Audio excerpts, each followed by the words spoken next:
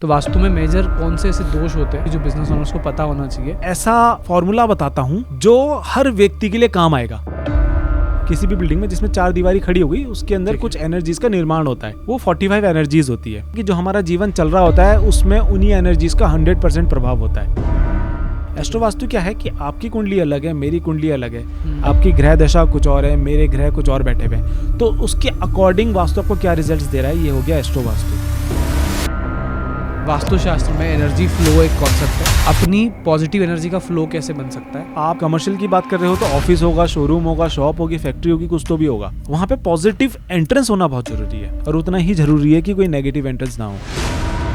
तो एक अच्छे बिजनेस को बनाने के लिए, ग्रो करने के लिए, अगर हम एस्ट्रो वास्तु किसी को करवाना हो तो उसकी स्टेप बाय स्टेप प्रोसेस क्या होती है? सबसे पहला नियम तो यह है कि आप अपनी कुंडली के अनुसार ये देख लीजिए कि जो भी आप काम स्टार्ट करने वाले हैं वो आपके लिए सूटेबल है भी या नहीं है। तो स्टूडेंट पॉइंट ऑफ व्यू से क्या वास्तु उनकी पढ़ाई पे इम्पैक्ट डालेगा? आपको देता हूँ 5 या 6 टिप्स एग्जामिनेशन में, जो कि बहुत इंपॉर्टेंट है और बहुत ज़्यादा इम्पैक्टफुल है। मतलब कोई उसे अगर फॉलो करेगा तो अगर उसके 40 आने थे तो 70 तो आ ही जाएंगे। यूपीएससी ऐसी एग्जाम है क्योंकि one of the toughest exam है। इस एग्जाम को क्रैक करने के लिए क्या वास्तु की चीज़ें सही करना चाहिए? इसके लिए एक बहुत शानदार फॉर्मूला देता हूँ। बहुत सिंपल फॉर्मूला है, यूनिवर्स भी सपोर्ट करता है फिर, है ना। वो फेवर ऐसा हो जाता है कि जो आप पढ़ के गए हो वही आ गया।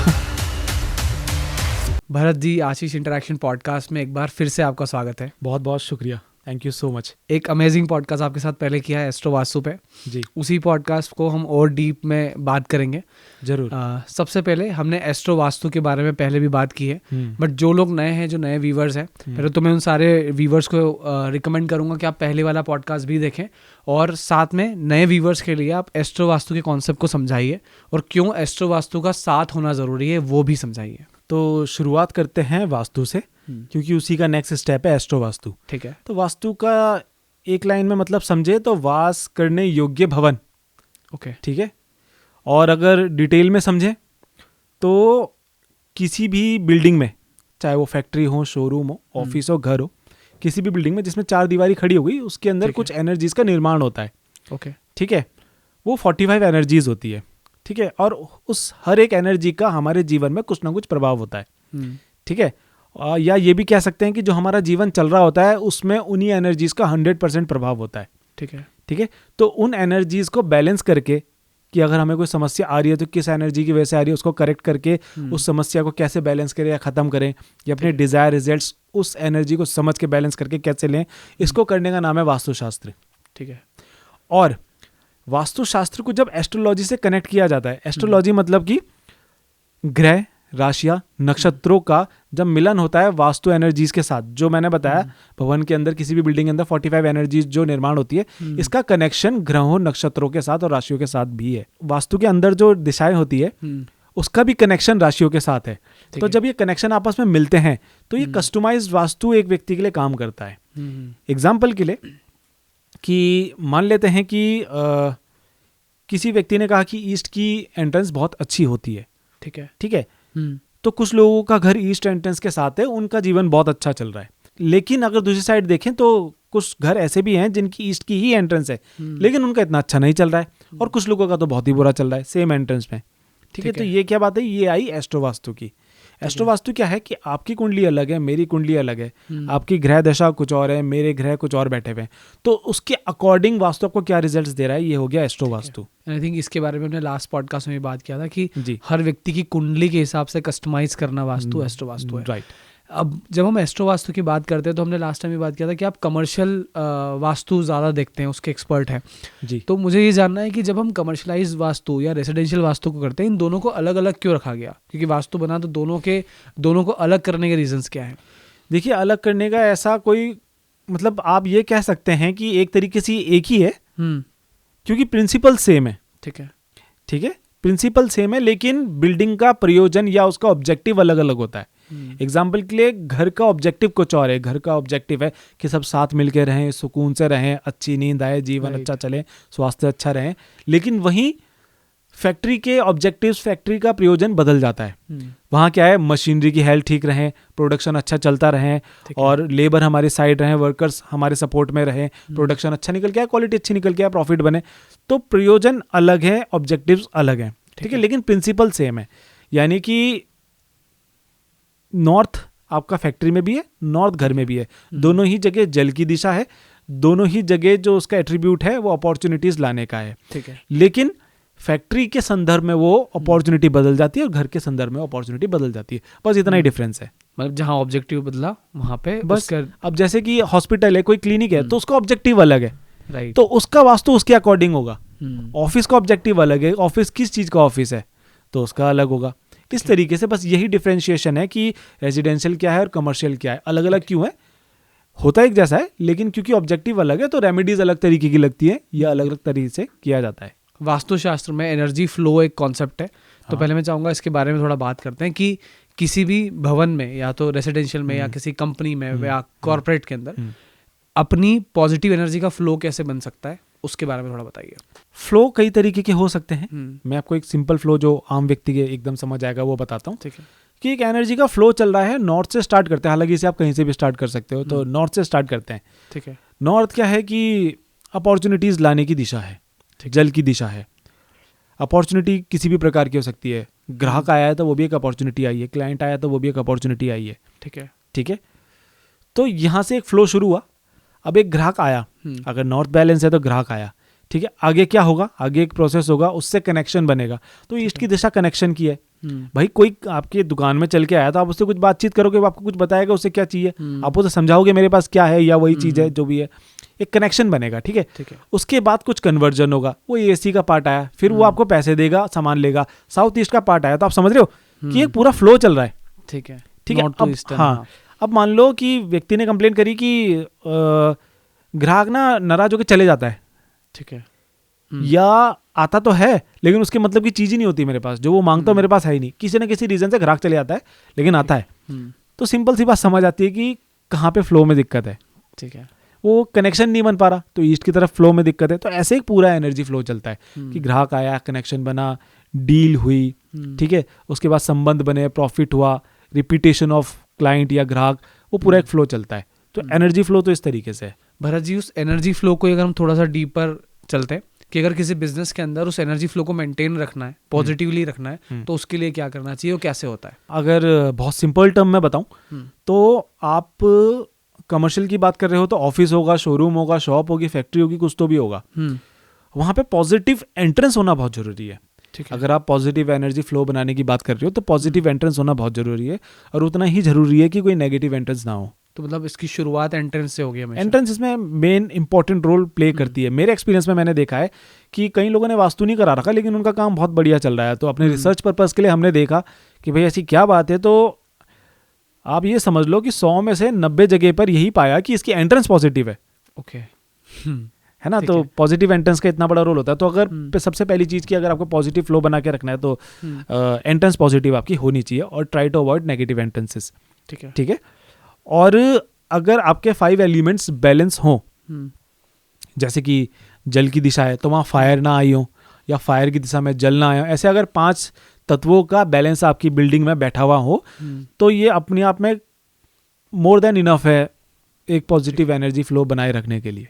भरत जी, अगर किसी व्यक्ति को, जैसे कोई व्यक्ति है जो शुरू कर रहा है अपना बिजनेस, और अगर उसको प्रॉपर्टी सिलेक्शन से ही शुरू अगर हम करें, तो एक अच्छे बिजनेस को बनाने के लिए, ग्रो करने के लिए, अगर हम एस्ट्रो वास्तु किसी को करवाना हो तो उसकी स्टेप बाय स्टेप प्रोसेस क्या होती है? देखिए, आपने बात करी कि अगर कोई व्यक्ति 0 से शुरू कर रहा है, अगर मैं सही हूँ तो, ठीक है, नया बिजनेस आपने कहा कोई शुरू कर रहा है, तो अगर सही प्रोसेस की बात करें, सही स्टेप बाय स्टेप जो होता है उसकी बात करें, तो सबसे पहला नियम तो यह है कि आप अपनी कुंडली के अनुसार ये देख लीजिए किसी एक्सपर्ट की हेल्प से, ठीक है, कि जो भी आप काम स्टार्ट करने वाले हैं वो आपके लिए सूटेबल है भी या नहीं है। ओके, ठीक है, ये बहुत इंपॉर्टेंट स्टेप है और अभी इसकी जागरूकता बहुत कम है जहां तक मैंने देखा। ठीक है, क्योंकि क्या होता है, आपने भी कई लोग देखे होंगे कि ये काम स्टार्ट करा, फिर नहीं चला, फिर वो करा नहीं चला, ये करा, वो काफी सारे काम कर लिए नहीं चले, वो एंड में या तो कोई परेशान होकर बैठ जाता है या एंड में किसी ना किसी को कोई काम मिल जाता है। राइट, ऐसे आपने बहुत सारे एग्जांपल्स देखे होंगे। तो वो जो उसके साल खराब हुए, इतने लाखों करोड़ों रुपए खराब हुए, वो बचा सकता है इस चीज से कि वो पहले स्टेप में थोड़ी समझदारी दिखाएं और किसी एक्सपर्ट से जान ले कि उसके लिए क्या करियर ऑप्शंस बने हुए हैं, क्योंकि हर व्यक्ति के लिए अलग ऑप्शंस बने हुए हैं। ये है फर्स्ट स्टेप, ये है पहले जानो कि ये बिजनेस आपके लिए बना है नहीं बना है, या नहीं, या आप इसके लिए बने हुए हैं नहीं। राइट, ओके, नेक्स्ट स्टेप क्या है? अब आपने सही काम चुन लिया, उसके बाद आप कोई शॉप लोगे, ऑफिस लोगे, कुछ तो भी लोगे, घर से भी करोगे तो उसका भी बताता हूँ, फैक्ट्री लोगे, जो भी करोगे, ठीक है, तो वो वास्तु ऑस्पिशियस होनी बहुत जरूरी है, उसका वास्तु करेक्ट होना बहुत जरूरी है। वास्तु ऑस्पिशियस को थोड़ा सा समझाएंगे कि वो कैसे, किस प्रॉपर्टी को मानेंगे कि वो वास्तु ऑस्पिशियस है? देखिए, अगर आप स्टेप बाय स्टेप की बात कर रहे हैं तो शुरुआत तो ये होती है कि मान लेते हैं कोई अगर नया कंस्ट्रक्शन भी कर रहा है, शोरूम बना रहा है, फैक्ट्री बना रहा है, तो पहले तो लैंड की एनर्जी पे चेक की जाती है, ठीक है, कि कौन से नेचर की है, रजस की एनर्जी है, तमस की एनर्जी है, कि सत्व की एनर्जी है, क्योंकि हर जगह हर चीज़ नहीं लगाई जा सकती। रजस में फैक्ट्री लगाई जा सकती है, लेकिन रजस के ऊपर मकान बना के वहाँ रहना इज़ नॉट रिकमेंडेड। ओके, ठीक है, तो पहले तो लैंड एनर्जी, उसमें भी एक स्टेप है, ये वाला स्टेप भी इंपॉर्टेंट है। उसके बाद वास्तु ऑस्पिशियस का मतलब है वास्तु अनुकूल, यानी कि वास्तु के हिसाब से सही। उसका क्या मतलब है कि एक तो आपके लिए एंट्रेंस उसकी सही हो, क्योंकि मैंने बताया customise vastu, astro vastu, right, वो सही हो, प्लस बेसिक वास्तु के हिसाब से भी उसकी एंट्रेंस सही होनी चाहिए। ओके, ठीक है, उसमें ये ध्यान रखना चाहिए कि सेप्टिक टैंक कहाँ बने हैं, अगर ऑफिस है तो वॉशरूम कहाँ बना है, ठीक है, ठीक है, अगर कोई फैक्ट्री है तो उसका रॉ मटेरियल कहाँ रख रहे हैं, फिनिश्ड गुड्स कहाँ रख रहे हैं, क्योंकि अभी रिसेंटली मुझे ध्यान आ रहा है, एक फैक्ट्री मैंने करी, तो उनका ये था कि बहुत अच्छा एग्जांपल आया ये, ठीक है, बहुत परफेक्ट एग्जांपल आया सिचुएशन के लिए। तो उनका ये था कि जी ये फैक्ट्री है हमारी, और ये ना तो प्रॉफिट में है ना लॉस में है, ठीक है, ये बस जो दे रहा है चल रही है बस, तो इसका चलाना है, इसको करना है। मैंने कहा ठीक है दिखाओ, ठीक है, तो मैप आ गया, काम शुरू हो गया, तो मैंने उसका मैप पे वर्किंग करी, और मैंने पाया कि जो उसका रॉ मटेरियल था और जो उसका फिनिश्ड गुड्स था, वो दोनों ही ऐसी जगह में रखा हुआ था जो कि अगर वहाँ कुछ सामान रख देंगे तो वो डिस्पोज हो जाएगी, ओके, या तो ख़त्म हो जाएगी, या डिस्पोज हो जाएगी, या ख़राब हो जाएगी, ऐसे जोन में वो रखा हुआ था। ठीक है, ठीक है, तो उनकी कंप्लेन भी कुछ ऐसी थी कि जी बाकी जगह तो हमारा काम ठीक चलता है, अगर हम बाकी जगह से कोई प्रोडक्ट यहाँ लाते हैं तो वो प्रोडक्ट ही ख़त्म हो जाता है, वो डिसकंटिन्यू हो जाता है, या हमें यहाँ से दोबारा कहीं और ले जाना पड़ता है प्रोडक्ट, मल्टीपल है उनका काम। तो कंप्लेन भी उनकी यही थी, सिम्टम भी मैच हो गए, हम लोग सिम्टम मैच करके काम करते हैं।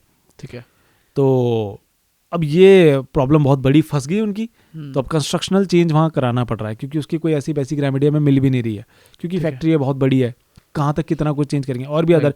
लेकिन मैंने कहा कि वो कह रहे थे ना प्रॉफिट है ना लॉस है, तो जो नहीं चल पा रहा उसका तो एक मेन कारण आपको पकड़ में आया, हालांकि और भी थे लेकिन उसमें मेजर यही था। लेकिन उन्हें लॉस क्यों नहीं हो रहा था, क्योंकि उनकी एंट्री पॉजिटिव थी, बेसिक के हिसाब से भी और एस्ट्रो के हिसाब से भी, उनके लिए दोनों सूटेबल एंट्री थी, तो वो ठीक चल रहा है और लॉस नहीं दे रहा है। अच्छा, एंट्री में जब हम बात कर रहे हैं कि एंट्री पॉजिटिव थी, पर एंट्री डिपेंड करेगी, अगर किसी का बिजनेस हॉस्पिटल है लेट्स से, या किसी की फैक्ट्री है, तो बिजनेस टू बिजनेस एंट्री का डायरेक्शन भी वेरी करेगा। ऑफ कोर्स पूरा वास्तु ही वेरी करेगा, पूरा वास्तु ही डिफरेंट तरीके से होगा, प्रिंसिपल सेम रहेंगे, 5 एलिमेंट्स रहेगा, दिशाएं वही रहेगी, लेकिन कौन सी एनर्जी को एक्टिवेट करना है, कौन सी को नहीं करना, कौन सी एक्टिवेटेड है उसको बैलेंस करना है, ये बिजनेस टू बिजनेस बदल जाएगा, रेमेडीज बदल जाएगी। ठीक है, जैसे कि हम किसी का क्लिनिक का कर रहे हैं, हॉस्पिटल का कर रहे हैं, तो वहाँ की एनर्जीज जो है वो अलग होती है, अलग तरीके से बैलेंस करनी होती है, वहाँ की रेमेडीज अलग होती है, राइट। जैसे कि धनवंतरी जी जो गॉड है, वहाँ वैसी रेमेडीज का वहाँ प्रयोग करते हैं। सुश्रुत करके एक सर्जन, आप अगर गूगल में सर्च करेंगे तो मिलेंगे, ठीक है। तो ऐसी रेमेडीज का हम एग्जांपल दे रहा हूँ कि हॉस्पिटल्स में प्रयोग करते हैं। फैक्ट्री में ये इसका कोई काम ही नहीं है, क्योंकि वहाँ तो हेल्थ से रिलेटेड कोई मैटर ही नहीं है ना, तो ये यहाँ पे ऐसी रेमेडीज काम नहीं आती। ठीक है, इसी तरीके से हेल्थ के लिए कौन सी एंट्री बेटर है, तो हॉस्पिटल में हम कोशिश करेंगे कि वाली एंट्री दें। हेल्थ के लिए कौन सा जोन जो है वो एसोसिएटेड है हेल्थ से, कौन सा जोन, तो उसको हम हॉस्पिटल में, क्लिनिक्स में बैलेंस करने की कोशिश करेंगे, वहाँ कोई दोष नहीं होना चाहिए। ठीक है, वहीं अगर फैक्ट्री की बात हो तो वहाँ पे हम उस जोन को देखेंगे जो उस प्रोडक्ट से रिलेटेड है, फिर वहाँ हेल्थ के जोन का इतना इंपॉर्टेंस नहीं रह गया, तो ऐसे पूरा बदल जाता है। जैसे आपने धनवंतरी जी की बात की हो, जब आप हॉस्पिटल बिजनेस के बारे में बात कर रहे हैं तो इसी तरह से हर बिजनेस के अपने अपने देवता होंगे, उसके अकॉर्डिंग ही आप पूरा वास्तु चार्ट बनाओगे। जैसे धनवंतरी जी हेल्थ के देवता हैं, तो क्या इसी तरह से बिजनेस में भी हर देवता को भी आप देखेंगे? हाँ बिल्कुल, 45 जो एनर्जीज है उनको हम देवतास भी कहते हैं, और हर बिजनेस के लिए एक अलग है। आपके काम के लिए भी एक एनर्जी 100% अपॉइंटेड है, ओके, वो आपका काम समझेंगे हम, और फिर देखेंगे कि अच्छा ये इस एनर्जी फील्ड का काम कर रहे हैं, तो आपके घर या ऑफिस में वो एनर्जी फील्ड बैलेंस होना बहुत जरूरी है। ठीक है, मेरे लिए, मैं जो काम कर रहा हूँ, हम दोनों का काम डिफरेंट है ना, तो मेरे लिए कौन सी एक एनर्जी फील्ड है जो मेरे काम के देवता हैं, ठीक है। मेरे को वो एक्टिवेटेड रखना बहुत जरूरी है, उसका बैलेंस रखना बहुत जरूरी है, तो हर काम के लिए अलग अलग है। अब मैं वास्तु दोष को समझना चाहूँगा आपसे, क्योंकि वास्तु दोष जब भी होता है तो उसको परखा कैसे जाता है? लेट्स से कि अगर किसी की भी फैक्ट्री में, जैसे आपने आपकी क्लाइंट का एक किस्सा शेयर किया कि उनको ना प्रॉफिट हो रहा है ना लॉस हो रहा है, इसके फिजिकल सिम्टम्स क्या होंगे कि यार ये कुछ चीज़ें ऐसे सामने दिख जाए जिससे हमको ये पता लग जाए एटलीस्ट कि मेरे घर में या मेरे ऑफिस में या कमर्शियल स्पेस में वास्तु दोष है? वो पता कैसे करते हैं? बहुत तरीके हैं। पहली बात तो क्लाइंट ही बता रहा होता है कि जी ये परेशानी है, उसने परेशानी बताई, हमें दोष पता चल गया। और जब हम किसी से भी बात करते हैं, किसी भी व्यक्ति से बात करते हैं, तो हम नॉर्मल बात करते हैं, हाँ भाई कैसे हो, ये सो वो सो, किसी ने किसी से इंट्रोड्यूस किया तो हेलो हाउ आर यू करके, आप कहाँ रहते हैं वगैरह, हम इतनी बात में समझ जाते हैं। टचवुड ये ऊपर वाले की कृपा है, थोड़ा मेडिटेशन वगैरह करते हैं तो सिर्फ ऊपर वाले की कृपा ही है, उसके बिना नहीं हो सकता। तो सिर्फ बातचीत करके पता चल जाता है कि अंदाजा लग जाता है ये व्यक्ति कौन से जोन में सोता है, ये कौन से जोन में अपना फोन रखता होगा, आइडिया लग जाता है इसके घर में कौन सा जोन बढ़ा हुआ है, कौन सा जोन कटा हुआ है। ये हमें नॉर्मल बातचीत करके ही आइडिया लग जाता है, ऑरा से, सिर्फ शब्दों से। एग्जाम्पल बता, और शब्दों से, एक्टिविटीज से, एक्शन से हमें समझ आ जाता है। एग्जाम्पल देता हूँ, थोड़ा फनी सा एग्जाम्पल है, ठीक है, कि मेरा एक फ्रेंड है, तो हम अक्सर जब भी, हर किसी का एक ना एक ऐसा फ्रेंड होता है जिसके साथ वो ज़्यादातर जाते हैं, तो मेरा एक फ्रेंड है, तो हम अक्सर घूमने जाते हैं और उसकी स्कूटी में जाते हैं, ठीक है। हाँ, तो वो अक्सर मैंने उसे देखा कि जब भी हम पेट्रोल भराते हैं उसकी स्कूटी में, तो वो हवा जरूर भराता है अपने टायर में, ठीक है। अक्सर मतलब अगर हम 5 बार 10 बार घूमने गए हैं तो 5-6 बार हवा भराएगा अपने टायर में, ठीक है। तो ऐसे तो नॉर्मल चलते रहा, हम करते रहे। एक दिन मैंने उसे बोल दिया कि यार टाइम वेस्ट हो रहा था, देर हो रही थी। मैंने कहा यार तू बार बार हवा ही भराते रहता है, तेरे घर में ईस्ट में प्लांट्स ज़्यादा हैं क्या? ऐसी आ गई बात। वो एयर एलिमेंट का खेल है, वो एक साइंस है अलग। हाँ, तो ऐसी बात निकल गई बात में। तो फिर हमने उसी टाइम ऐसी फोकस करा कि कहाँ है इसके घर का क्या, तो वहाँ पूरा गार्डन है, लॉन है पूरा। तो समझ आया, ऐसे हमें पता चल जाता है छोटी छोटी एक्टिविटीज से, शब्दों से। एक और एग्जांपल मैं आपको बताता हूँ कि कैसे हमें वास्तु दोष सिर्फ बातों से ही समझ आ जाते हैं। ये तो फिजिकली मिलना हुआ, तो ये तो बहुत ही आसान हो गया समझना, ठीक है। मैं कई बार इंटरव्यूज देखता हूँ, इंटरव्यूज देखने का मुझे शौक है, सक्सेसफुल लोगों का, ठीक है, या अपने पसंदीदा लोगों का। तो एक मैं इंटरव्यू देख रहा था, वहाँ पे वो बहुत फेमस सिंगर है बॉलीवुड में, बहुत शानदार उन्होंने गाने गाए हैं, कई साल उनका बहुत ज़बरदस्त करियर रहा, अभी भी अच्छे सिंगर हैं, अभी भी गाते हैं, लेकिन बॉलीवुड में इतना अभी उनके पास काम है नहीं, और मेरे one of the favourite singer है, ठीक है।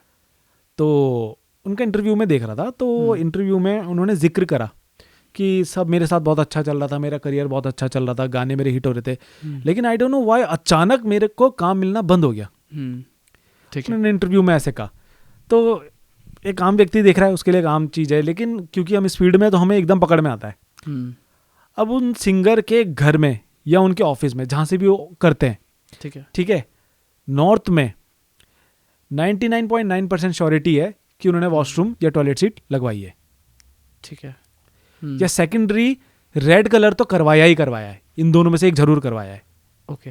हाँ, तो सुन के समझ आ जाता है, मतलब प्रॉब्लम सुना और उसका सिम्टम निकाल के आप उसको सॉल्यूशन दे सकते हो। सिंपल समझ आता है, शब्दों से समझ आ जाता है इसके घर में, ऑफिस में कहाँ पे क्या दोष है, तो ऐसे दोष पता चल जाते हैं। जब हम कमर्शियल वास्तु की बात कर रहे हैं, तो हर बिजनेस का सबसे बड़ा जो मेजर एम होता है वो है कि बिजनेस की ग्रोथ हमेशा होती रहे, राइट। तो ऐसे कौन से वास्तु की प्रॉब्लम, जैसे आपने नॉर्थ का एग्जाम्पल दिया, तो वास्तु में मेजर कौन से ऐसे दोष होते हैं या कौन सी ऐसी दिशाएं होती है जो बिजनेस ओनर्स को पता होना चाहिए, उनमें कोई गलती ना हो ताकि बिजनेस की ग्रोथ ना रुके? देखिए, मैं आपको जो आपने कहा बिजनेस की ग्रोथ का मतलब है पैसा बढ़ता रहे, ठीक है, राइट है। पैसा आ रहा है, पैसा बढ़ रहा है, तो एक फैक्ट्री की दूसरी भी लग रही है, 2 की 4 भी लग रही है, ठीक है, स्टाफ भी बढ़ रहा है, तो यही है ना मतलब। तो मैं आपको एक ऐसा फॉर्मूला बताता हूं जो हर व्यक्ति के लिए काम आएगा, ठीक है, चाहे उसकी फैक्ट्रीज है, चाहे उसका शोरूम है, ऑफिस है, घर है, जॉब है, जो भी है, पैसा बनेगा, जबरदस्त पैसा बनेगा, 100% पैसा बनेगा, ठीक है। वो छोटा सा जो स्टार होता है, क्या बोलते हैं उसे, आई डोंट नो, वो लगा के, हाँ, टर्म्स एंड कंडीशन अप्लाई, हाँ, ठीक है। तो देखो, बहुत सिंपल सी चीज बताता हूँ और याद भी हो जाएगी बड़े आराम से, और इमीडिएटली इस पॉडकास्ट के बाद व्यक्ति उसको अप्लाई करके पैसा बना सकता है, ठीक है, ठीक है। देखो, सिंपल सा जिंगल है, नॉर्थ से आएगा, साउथ ईस्ट से कमाएगा, वेस्ट से बढ़ाएगा। क्या बोला मैंने? नॉर्थ से आएगा, साउथ ईस्ट से कमाएगा, वेस्ट से बढ़ाएगा, ठीक है, नॉर्थ से अपॉर्चुनिटी आएगी, ठीक है। फैक्ट्री है तो ऑर्डर्स कहाँ से आएंगे, नॉर्थ से आएंगे, तो नॉर्थ बैलेंस होना बहुत जरूरी है। ओके, वहां कोई दोष नहीं होना चाहिए। दोष क्या, रेड कलर ना हो, येलो कलर ना हो, हैवी ऑब्जेक्ट्स ना हो, ठीक है, फायर रिलेटेड ऑब्जेक्ट्स ना हो, ठीक है। नॉर्थ को बैलेंस रखना बहुत जरूरी है। क्या हो सकता है, वाटर रिलेटेड आइटम्स हो सकती है, ग्रीन कलर चल सकता है, व्हाइट कलर चल सकता है, टर्म्स एंड कंडीशन अप्लाई, ठीक है। साउथ ईस्ट जो जोन है वो कैश फ्लो का है, ठीक है, कैश फ्लो रहना चाहिए, पैसा आना चाहिए। अगर कोई बोल रहा है कि मेरी पेमेंट्स अटकी हुई है या उधारी पे बिजनेस चल रहा या पैसा नहीं, जो भी है पैसे से रिलेटेड उसको जो भी समस्या आ रही, साउथ ईस्ट चेक करेंगे तो साउथ ईस्ट से पैसा आएगा, ठीक है। तो साउथ ईस्ट बैलेंस रखना बहुत जरूरी है। साउथ ईस्ट में रेड कलर आ सकता है, अवॉइड क्या करना है, black colour, blue colour avoid करने हैं, और भी चीजें अवॉइड करनी है, जैसे डस्टबिन ना हो, टॉयलेट सीट ना हो, सेप्टिक टैंक ना हो, काफी सारी चीजें हो सकती है, तो वो बैलेंस रखना बहुत जरूरी है। और वेस्ट है प्रॉफिट एंड गेन्स, ठीक है, ठीक है। सिर्फ कैश फ्लो ही कंटिन्यू घूम रहा है, एक दुकानदार है उसका पैसा घूमते जा रहा, ठीक है, उसके पास पैसा आ रहा, फिर उससे नया माल ला रहा, फिर पैसा आ रहा, फिर नया माल ला रहा, हाथ में कुछ बच नहीं रहा, घूमने जा नहीं रहा, प्रॉफिट नहीं दिख पा रहा, बस पैसा घूम रहा है, एक तरीके से एग्जांपल दे रहा हूँ। तो वेस्ट है प्रॉफिट एंड गेन्स, वेस्ट को बैलेंस करके उसे एक्टिवेट करके आप प्रॉफिट्स बना सकते हो, पैसे को बढ़ा सकते हो, बिजनेस की ग्रोथ को बढ़ा सकते हो। तो नॉर्थ से आएगा, साउथ ईस्ट से कमाएगा, वेस्ट से बढ़ाएगा, बस ये याद रखना है, ठीक है। यही फंडा है, यही फंडा है, और इसको ये कर लो तो ये काफी हद तक चीजें बैलेंस कर देगा। और ये बेसिक वास्तु का फंडा है, ये बेसिक वास्तु का फंडा है। अगर हम इसको एस्ट्रो इसमें ऐड करेंगे तो इसमें फिर चेंजेस उसके अंदर भी एस्ट्रो ऐड करेंगे तो और ज्यादा बेनिफिट इसमें होगा, ये तो होगा ही होगा। एस्ट्रो की कुंडली जो भी कहती हूँ, इतना तो हर किसी को करना ही है, आपको भी करना है, मुझे भी करना है, हर व्यक्ति को करना है, ओके, ये तो बेसिक है। इसके बाद एस्ट्रो है कि इससे ज्यादा है हमें अच्छे रिजल्ट्स लेने, फिर एडवांस लेवल में कौन सा देवता एनर्जी फील्ड को एक्टिवेट करना है काम के हिसाब से, वो सारी आगे की बात है, लेकिन ये बेसिक तो करना ही है, इससे 100% फर्क पड़ता है। मैंने पहले भी एक पॉडकास्ट किया था विद्या जी के साथ में, जहाँ पे हमने रेसिडेंशियल घर के वास्तु के बारे में बात की थी और हमने कलर के इंपॉर्टेंस को समझा था जी। कमर्शियल वास्तु में भी जब हम बात कर रहे हैं तो अब बार बार जब हम डायरेक्शन की बात कर रहे हैं तो कलर्स उससे एसोसिएट हो रहा है। कलर कितना इंपॉर्टेंट रोल प्ले करता है, पहले आप उसके बारे में बताइए। कलर 100% इंपॉर्टेंट रोल प्ले करता है, ठीक है। आपके बिजनेस को ठप करने के लिए, यानी कि बिल्कुल ग्राउंड पे पहुंचाने के लिए सिर्फ एक कलर काफी है, ओके। हाँ, अब आप बोलोगे कौन सा कलर, तो कोई सा भी कलर हो सकता है, ठीक है। नॉर्थ है, डिपेंड करता है कितना बड़ा है, घर के अंदर, ऑफिस के अंदर, जो भी है ना, ठीक है, कितनी मात्रा में वहाँ कलर आ रहा है, ये भी मैटर करता है। तो नॉर्थ में पूरी वॉल रेड कर दी, ठीक है, ग्राहक कंप्लेन करेगा जी ऑर्डर्स ही नहीं आ रहे, सॉरी क्लाइंट कंप्लेन करेगा जी ऑर्डर्स ही नहीं आ रहे, और अब ऑर्डर्स नहीं आ रहे तो बनेगा क्या, बनेगा नहीं तो बेचेंगे क्या, बेचेंगे नहीं तो प्रॉफिट क्या बनेगा, बिजनेस डाउन, राइट। अगर उसको समझ नहीं है इस चीज की तो एक कलर पूरा बिजनेस ठप करने के लिए काफी है, इतनी इंपॉर्टेंस है। यही आप बोलोगे कि अच्छा तो रेड खराब है, ऐसा नहीं है, आप ब्लू कलर साउथ ईस्ट में कर दो, वो खराब हो जाएगा, तो वो खराब हो जाएगा, है ना। तो कलर्स की बहुत ज्यादा इंपॉर्टेंस है। कलर्स जो है वो 5 एलिमेंट्स को रिप्रेजेंट करते हैं। जो ब्लू कलर है या ब्लैक कलर है या ब्लू का कोई भी शेड है वो वाटर एलिमेंट, जो ग्रीन कलर है या उसका कोई भी शेड है तो वो एयर एलिमेंट, जो रेड कलर या उसकी कोई भी शेड है, ऑरेंज हो, पिंकिश हो, मैरून हो, जो भी हो, लड़कियों को तो बहुत सारे कलर मालूम होते हैं एक ही शेड के, तो वो सारे फायर एलिमेंट के कलर है। उसके बाद येलो या उसकी कोई भी शेड अर्थ एलिमेंट है, और वाइट स्पेस एलिमेंट है, ठीक है। तो बैलेंस करने के लिए कलर का बहुत इंपॉर्टेंट रोल है। बेसिकली हर दिशा का जो तत्व है उसका कलर उस दिशा में होना चाहिए, राइट ना। ऐसा भी नहीं है, हो तो दिक्कत नहीं है। अब ऐसा नहीं कि फिर तो देखो एक क्वेश्चन आता है, मतलब क्या पता किसी व्यूअर के दिमाग में आ रहा हूँ, क्योंकि शुरू में मेरे तो आया था, जैसे आपने कहा कि जिस जोन में जो कलर है तो वहां पे वो ठीक है।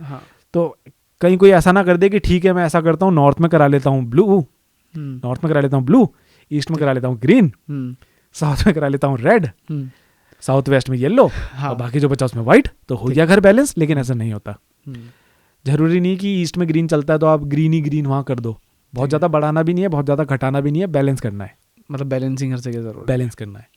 अब जब मैं रेसिडेंशियल वास्तु के बारे में पढ़ रहा था या उनसे सीख रहा था पॉडकास्ट पे, तब उन्होंने बताया था कि अगर आपके घर में वास्तु दोष आ रहा है तो आप मैक्सिमम ऑफ वाइट कलर कर दो, तो आपका 60-70% वास्तु दोष कम हो जाते हैं।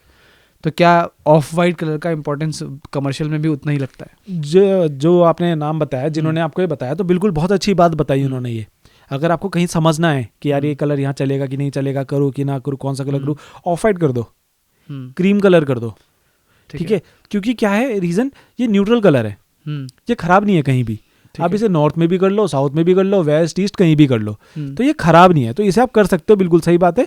और रेजिडेंशियल और कमर्शियल दोनों में कर सकते हो। Okay, of white. हाँ, ऑफ वाइट या क्रीम कलर्स की इतनी इंपॉर्टेंस होते हैं? क्योंकि ये न्यूट्रल कलर है, ये किसी एलिमेंट के द्वारा रिप्रेजेंटेड तो नहीं है। हाँ, बेज कलर, क्रीम कलर किसी प्लेनेट से जरूर एसोसिएट आप कर सकते हो, बट ये सारे जोन में चल जाता है, कोई दिक्कत की बात नहीं है। भरत जी, जब हम वास्तु की बात करते हैं तो रिसेंटली मैं और मेरा एक फ्रेंड में हम लोग बैठे थे और बात कर रहे थे, तो मैं उनको दिखा रहा था कि हमारा ये वास्तु का पॉडकास्ट हुआ, ऐसा चल रहा है। तो ही सेड कि वास्तु में हर चीज़ के अपने अपने डायरेक्शंस है, लेकिन एक चीज़ जो आजकल हर किसी की पॉकेट में है, हर किसी के बैग में है, वो है लैपटॉप हो गया, आपके घर के कंप्यूटर्स हो गए, या आपके मोबाइल फ़ोन्स हो गए, जो हर किसी के पास है। इन चीज़ों के लिए भी क्या कोई डायरेक्शन डिसाइडेड है कि ये प्रोडक्ट्स या डिजिटल इक्विपमेंट्स वहाँ पे होना चाहिए?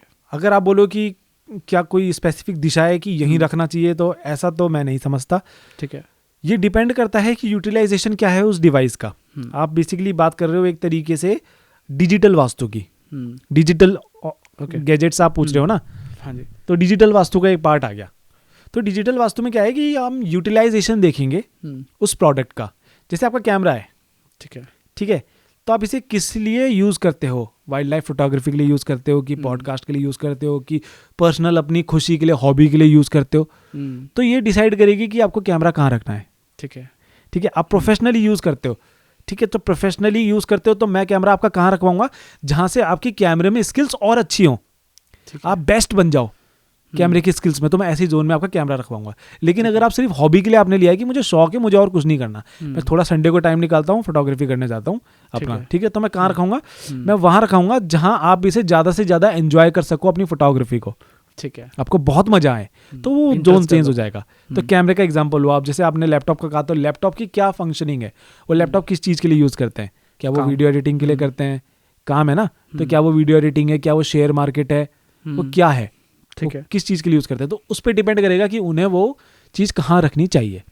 अब अगर आपने जनरल टर्म बोली काम, तो साउथ वेस्ट में तो रख ही सकते हैं, क्योंकि स्किल का जोन है, रिलेशनशिप का जोन है और स्किल का जोन है, तो स्किल उसमें अच्छी और होने लग जाएगी। ऐसे है डिजिटल वास्तु। मोबाइल फ़ोन के बारे में बात करते हैं, क्योंकि कॉमन चीज़। ज़रूर, अब तो मोबाइल फ़ोन के बिना ज़िंदगी ही नहीं है। हाँ, तो मोबाइल फ़ोन का अगेन यूटिलाइजेशन क्या है?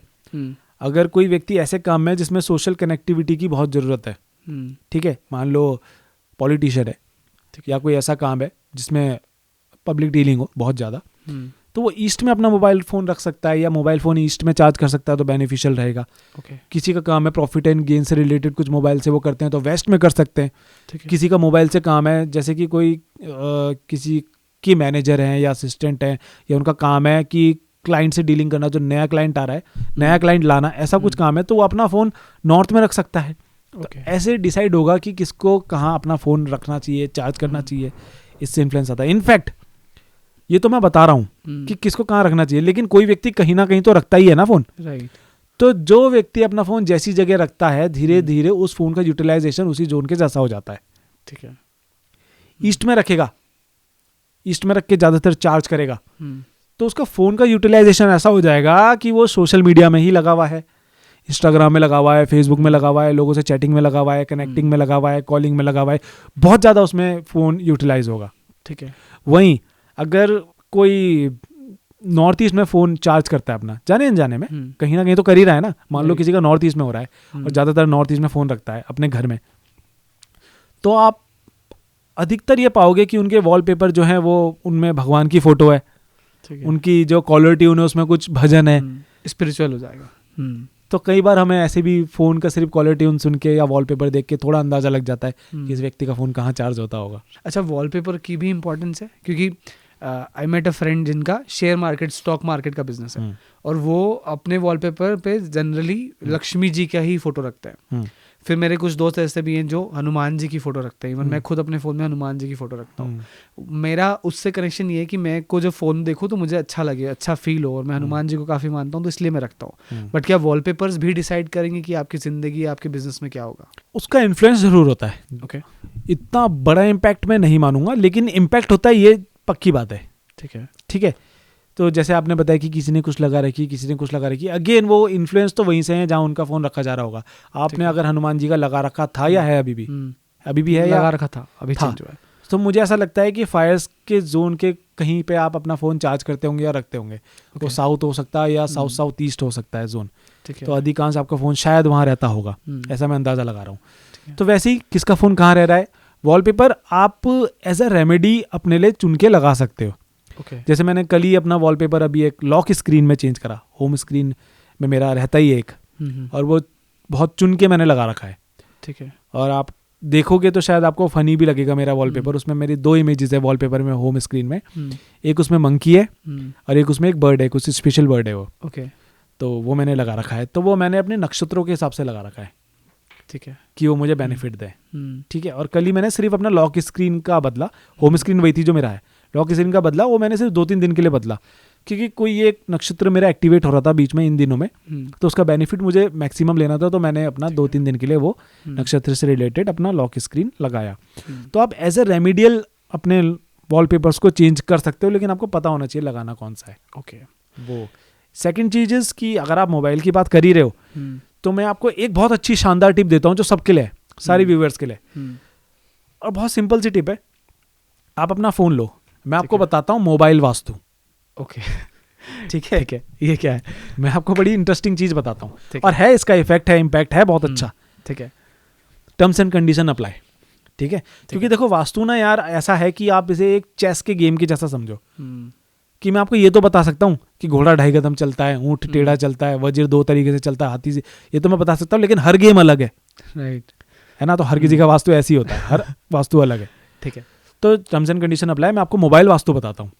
आप मोबाइल ले लो अपना हाथ में, ठीक है, सीधा पकड़ लो, तो सीधा स्ट्रेट ऊपर आप नॉर्थ समझ लो, तो स्ट्रेट नीचे क्या हो जाएगा? साउथ हो जाएगा।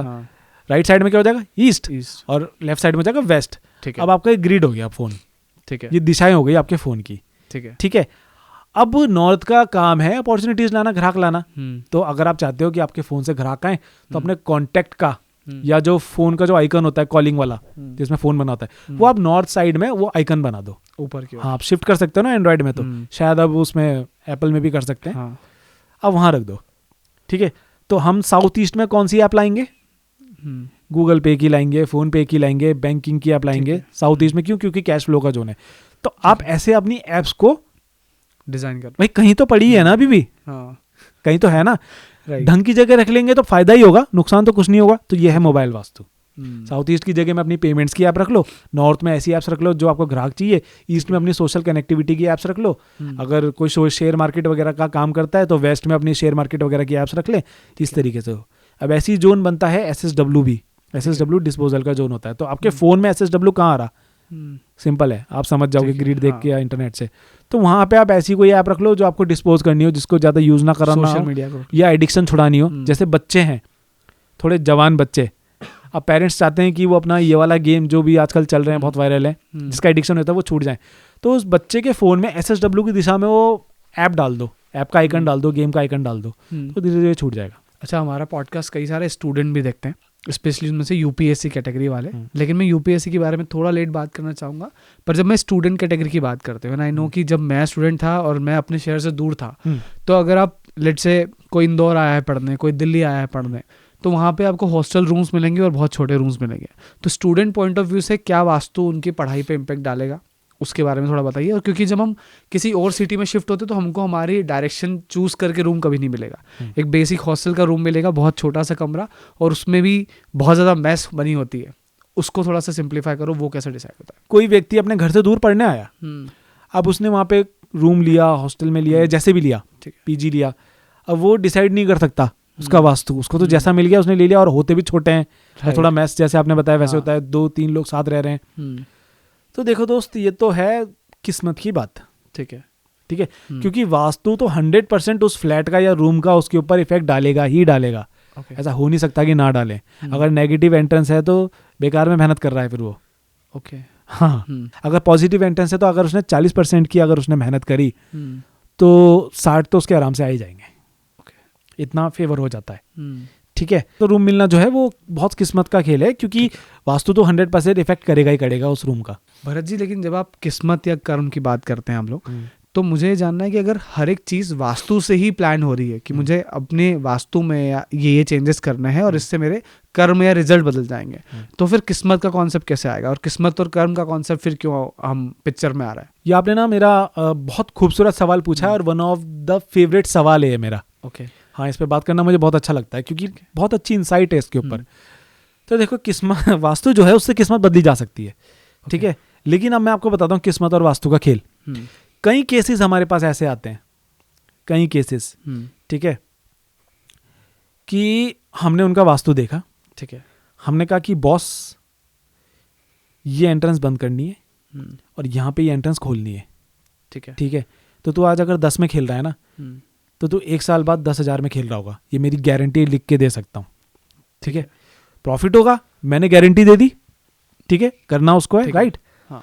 अब किस्मत का खेल देखो, ठीक है, कि सर यहाँ मैं एंटर नहीं ले सकता क्योंकि बगल वाले का प्लॉट है, या ऐसी बात है वो करने नहीं देगा, या लीगल, विदेश में तो बहुत दिक्कत होती है, विदेश में तो चेंजेस कराना इज़ वेरी डिफिकल्ट, वो तो बोलते हैं कि बहुत बहुत वहाँ दिक्कत है, इंडिया में फिर भी आसान है, तो वो चाहकर भी वो एंट्रेंस नहीं ले पा रहा जो उसको 10 से 10,000 पहुँचा सकती है। उसको बता दी मैंने, मार्क भी करके दे दी कि भाई तू यहाँ पे एंट्रेंस खोल और ये वाली बंद कर, वो नहीं कर सकता, मजबूरी है, दोनों तरफ घर है, कैसे करेगा? एक एंट्रेंस बंद कर देगा, बाहर कहाँ से जाएगा? अब वो नहीं कर सकता। अब दूसरा ऑप्शन क्या है कि तू दूसरा घर खरीद ले, इतना बजट नहीं है, हर किसी के बस की बात नहीं है ना, अभी इतना आसान नहीं है, राइट।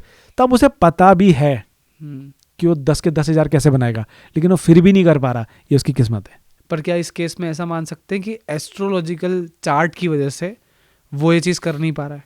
एस्ट्रोलॉजिकल चार्ट है, कर्म है, जो उसने पुराने कर्म करे होंगे, बहुत सारी चीज़ें इसमें इफेक्ट डालती है, तो ये चीज़ है।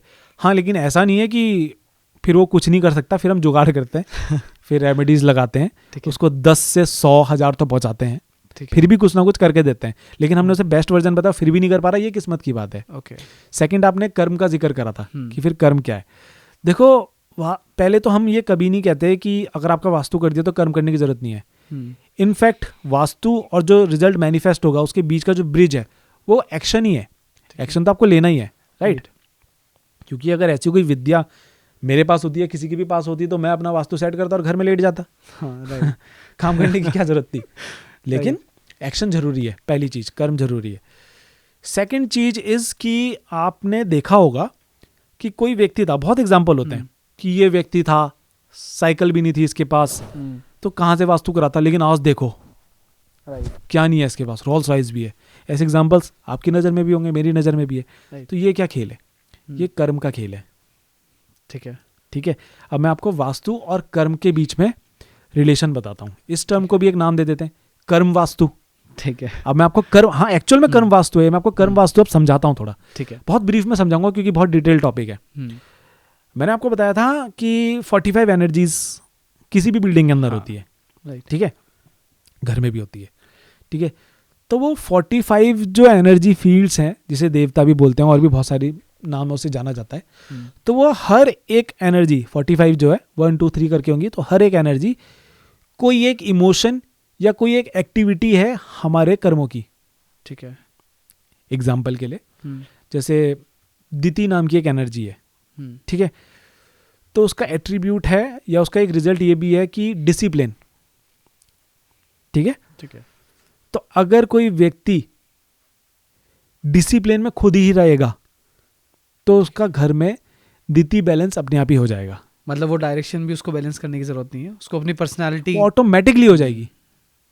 कुछ ऐसे सर्कमस्टेंसेस बनेंगे, कुछ ऐसा एनवायरनमेंट बनेगा कि अगर वहां दोष था भी तो वो हट जाएगा, अगर वो अपने कर्म में टिक जाता है। देखो, मान लो कि उस एनर्जी फील्ड के ऊपर कोई दोष है तो वो डिसिप्लिन नहीं हो पा रहा, लेकिन उसने ठान ली और उसने जबरन कर्म करा कि मैं डिसिप्लिन से रहूंगा, टाइम से उठूंगा, उसने डिसिप्लिन फॉलो भी करा, तो वो दोष ऑटोमेटिकली वहां से किसी ना किसी बहाने हट जाएगा और वो एनर्जी बैलेंस हो जाएगी। अब ऐसी अदर एनर्जीज हैं, अगर कोई ऑनेस्टी से काम कर रहा है, ठीक है, तो ऑनेस्टी भी उन 45 एनर्जीज में से किसी एक एनर्जी का एट्रीब्यूट होगा, तो अगर वो ऑनेस्टी से काम कर रहा है तो वो एनर्जी ऑटोमेटिकली घर में बैलेंस हो जाएगी, ओके, ठीक है। मेहनत के लिए एक अलग होगा, ठीक है, हर एक चीज के लिए अलग होगा।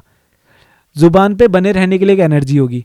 अब कोई होता है ना कि भाई बोला है ना 5 बजे आऊंगा तो 5 बजे पहुंचूंगा, कोई जुबान का पक्का ही नहीं होता, राइट 5 बोल रहा है, हर जगह लेट आ रहा है, चलो एक आध बार चलता है, ट्रैफिक मिल गया, समझ आता है, हर बार लेट हो रहा है, तो समझ लो उसके घर में ये एनर्जी गड़बड़ है। अगर किसी ने ठान ली कि मेरे को ये करना है और वो पंक्चुअल हो गया, तो वो एनर्जी उसकी फील्ड में, घर में एनर्जी फील्ड सही हो जाएगी। तो कर्म और ये ऐसे कनेक्टेड है। तो अगर कोई व्यक्ति ऐसा है जिसने वास्तु नहीं कराया, शायद उसके पास घर भी नहीं था, लेकिन उसने अपने कर्मों से अपनी किस्मत को बनाया है, तो वो ऐसे बनाते हैं। तो मेरी नज़र में एक एग्जाम्पल जो मुझे अभी ध्यान आ रहा है, और मैं उनका बहुत बड़ा फ़ैन हूँ, क्योंकि वो एक बॉलीवुड एक्टर हैं, और सिर्फ बॉलीवुड अदाकारी से नहीं, उसका तो हूँ ही मैं फ्रेंड, जो उनकी एक्टिंग स्किल्स है, लेकिन जो उनकी पर्सनल लाइफ है उससे भी मैं बहुत इंस्पायर्ड हूँ और बहुत बड़ा फ़ैन हूँ मैं उनका। शाहरुख खान साहब, SR के। तो आपने सुना ही होगा, सबको पता है कि वो बहुत लोअर बैकग्राउंड से थे, और बहुत जल्दी उनके माता पिता अनफॉर्चुनेटली चल बसे थे।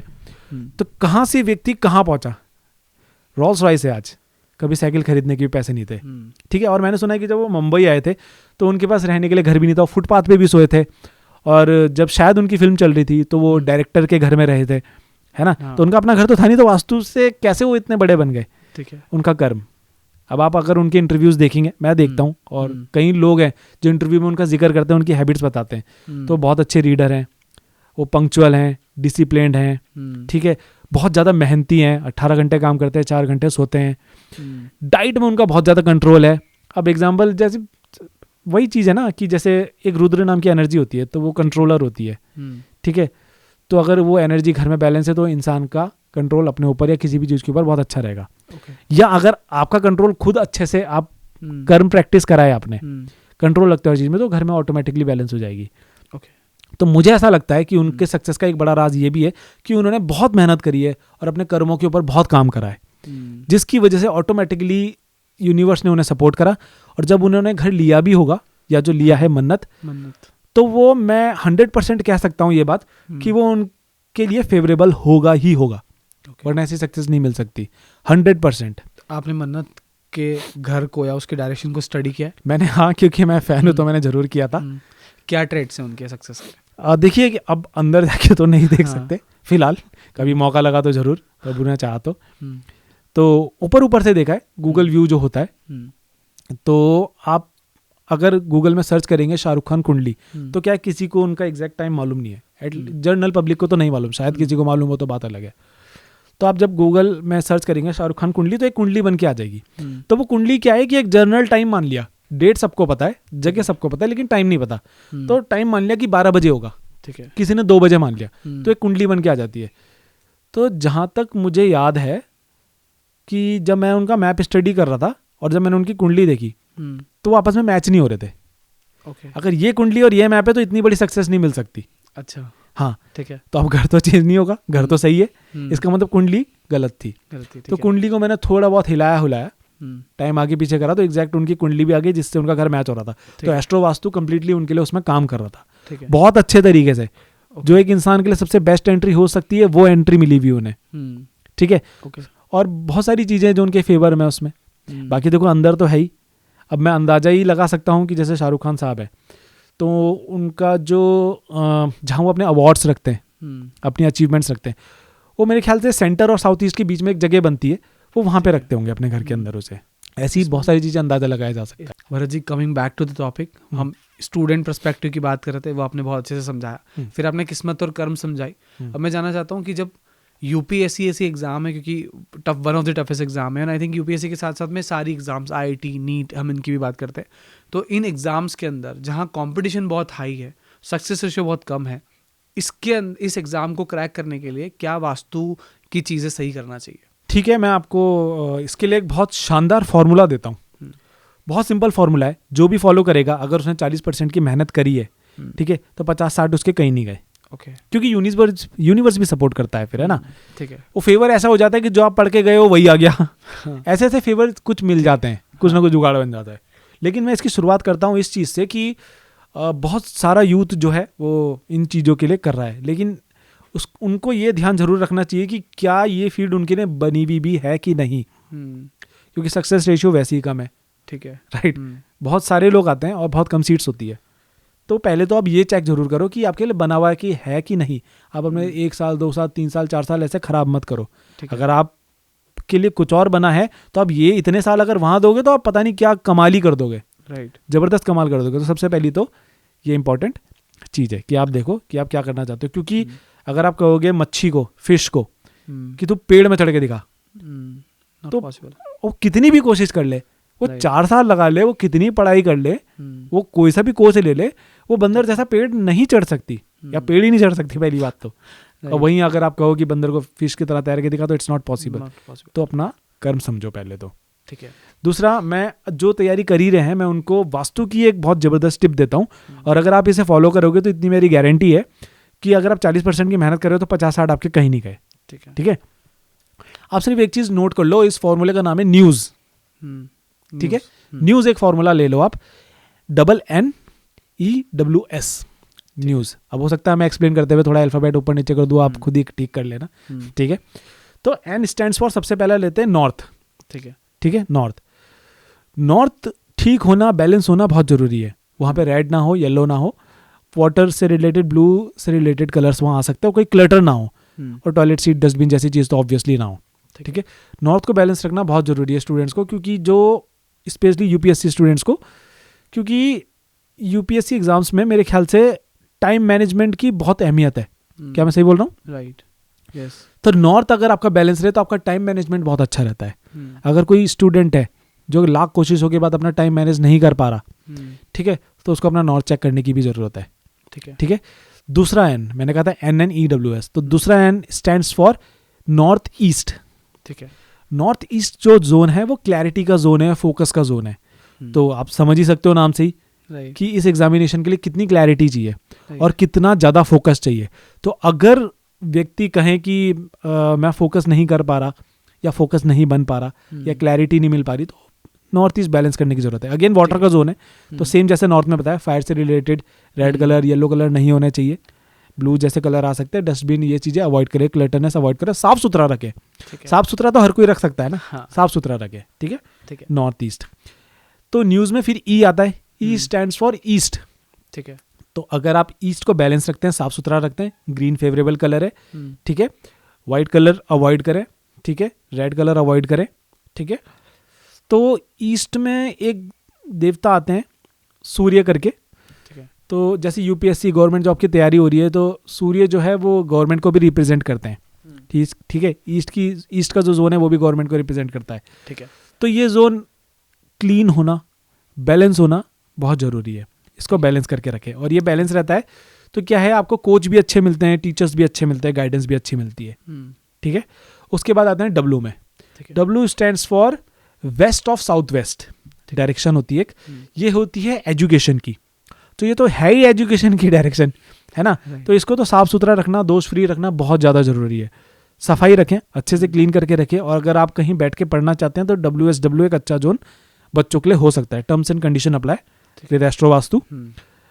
तो आप WSW में बैठ के पढ़ाई करें तो आपको ज़्यादा बेनिफिट मिलेगा। अगर, क्योंकि मैंने कहा टर्म्स एंड कंडीशन अप्लाई, अगर आपको लगता है कुछ 10 में से दो एक हो सकते हैं जिनको सही ना लगे, तो वो डायरेक्शन चेंज कर लें, क्योंकि फिर पूरी पॉसिबिलिटी है कि वो एस्ट्रोलॉजिकली आपके लिए ठीक नहीं है। ठीक है, आप एक इंडिविजुअल अलग केस हो। ठीक है, एंड लास्ट में जो ऐसे वो है साउथ वेस्ट। साउथ वेस्ट जो है वो स्किल्स की डायरेक्शन है। आप अपनी कॉपीज और आपका जो स्टडी मटेरियल होता है आप साउथ वेस्ट डायरेक्शन में रख सकते हो। ठीक है, तो क्या होगा कि ऑटोमेटिकली जो आपका स्टडी मटेरियल साउथ वेस्ट में रखा है वो आपके दिमाग में, माइंड में ऑटोमेटिकली ट्रांसफर होना शुरू हो जाएगा अलग अलग माध्यमों से। ऐसे रास्ते बनते हैं। तो न्यूज़ फॉर्मूला याद रखो बस, north, north east, east, WSW and south west. Bharat ji, I think बहुत इंटरेस्टिंग पॉडकास्ट रहा है आज का आपका। और इस पॉडकास्ट में लिटरली मुझे भी काफ़ी मज़ा आया, क्योंकि कमर्शियल वास्तु के जो डोर्स थे वो काफ़ी हद तक खुले। मैं चाहूँगा हम आगे भी इसके बारे में और बातें करें और पॉडकास्ट करें। Thank you so much for your time today. बहुत मज़ा आया आपसे बात करके। मुझे भी आपके साथ पॉडकास्ट करके बहुत मज़ा आया। और मैं ये कहना चाहूँगा कि मैं आप लोगों की मेहनत देखता हूँ तो बड़ी खुशी होती है कि आप लोग इतना अच्छा और इतना शानदार काम कर रहे हैं और सोसाइटी में इतना बड़ा कंट्रीब्यूशन कर रहे हैं। तो heads off to you all. और मैं ऑडियंस से भी कहना चाहूँगा कि इंदौर यहाँ से कितना किलोमीटर होगा? 600, 700, 800 के आसपास। ज़्यादा होगा, 1000 प्लस होगा। हाँ, है 1000 प्लस किलोमीटर भाई ने ट्रैवल करा है अपने काम के लिए, अपने पैशन के लिए। तो ये आपका डेडिकेशन दिखाता है, आपकी सिंसियरिटी, डिसिप्लिन दिखाता है, आपके काम के प्रति प्यार दिखाता है, काम भी आप बहुत अच्छा कर रहे हो। तो मेरी दुआ है कि आपका जो चैनल है वो कई हाइट्स में जाए, जितना आपने सोचा उससे भी 10 गुना आपको मिले। और मैं ऑडियंस से भी रिक्वेस्ट करूँगा कि इनकी मेहनत देखते हुए आप इनका चैनल सब्सक्राइब करें, क्योंकि ये बहुत अच्छा कंटेंट ला रहे हैं और आपकी लाइफ में बहुत ज़्यादा वैल्यू ऐड भी कर रहे हैं। तो thank you so much Ashish. Thank you so much. Thank you. Thank you.